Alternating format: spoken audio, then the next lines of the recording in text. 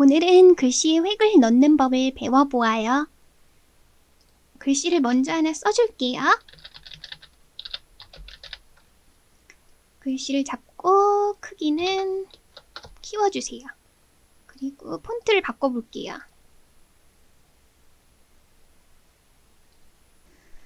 테두리를 넣어볼까요? 글씨의 색을 노란색으로 해주고 테두리를 넣어볼게요.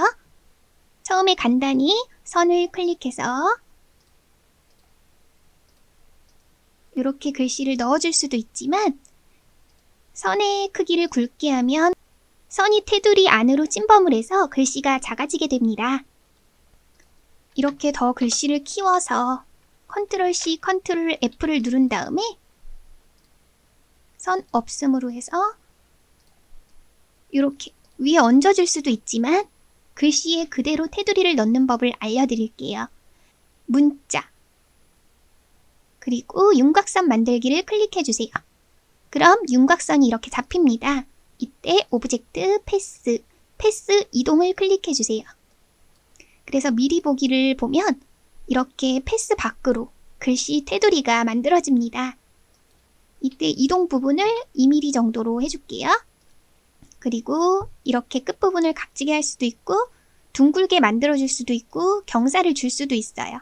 저는 둥글게 해서 하나 만들어줄게요. 이동 부분을 조금 더 높게 줘볼까요? 3.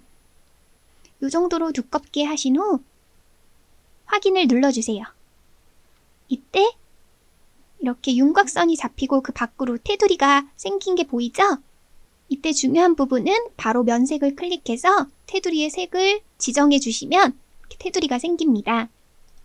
이렇게 선이 겹쳐서 글씨가 뒤로 숨었을 때는 마우스 오른쪽 단추를 누르고 그룹을 풀어주세요. 그리고 이렇게 숨은 부분을 마우스 오른쪽 눌러서 정돈, 맨 앞으로 가져오기를 하시면 됩니다. 근데 전부 맨 앞으로 가져오기를 누르고 싶으시면 마술봉을 클릭해서 노란색 클릭해 주신 다음에 마우스 오른쪽 정돈, 맨 앞으로 가져오기. 그럼 글씨 부분만 이렇게 맨 앞으로 나오게 됩니다. 그리고 글씨를 좀 입체감 있게 만들고 싶으시면 전부 잡아서 컨트롤 G로 그룹화를 하신 다음에 컨트롤 C, 컨트롤 F를 누른 다음에 하나 더 만들어주세요.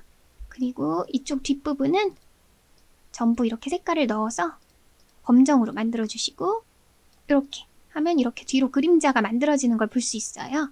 근데 앞부분과 뒷부분을 자연스럽게 연결하고 싶다. 뒷부분의 색깔을 바꿔볼까요? 이 부분과 이 부분이 자연스럽게 입체감이 느껴지게 하고 싶으시면 블렌드 도구를 누르시고 앞부분, 뒷부분 클릭해주세요. 그러면 여기에 중간에 하나 더 만들어진 걸 볼 수 있어요. 그때 블렌드 도구를 2번 클릭해주세요. 그리고 지정된 단계 100으로 한번 해볼까요? 미리 보기. 그러면 이렇게 100단계로 늘어나서 입체적으로 바뀝니다. 하나 더 만들어 볼까요? 글씨의 색은 빨강으로 해주고 문자, 윤곽선 만들고 오브젝트에 패스 이동 클릭하고 이번에는 좀 작게 해줄게요.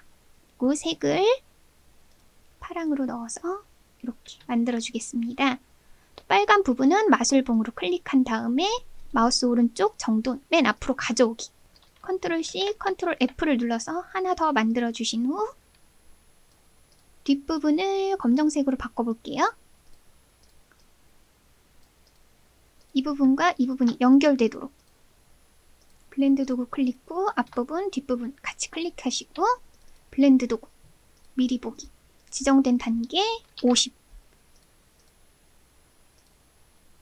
이렇게 자연스럽게 연결이 되는 걸 볼 수 있습니다. 오늘은 획 넣기, 입체감 있는 글씨 만들기를 배워보았어요. 한번 연습해보세요.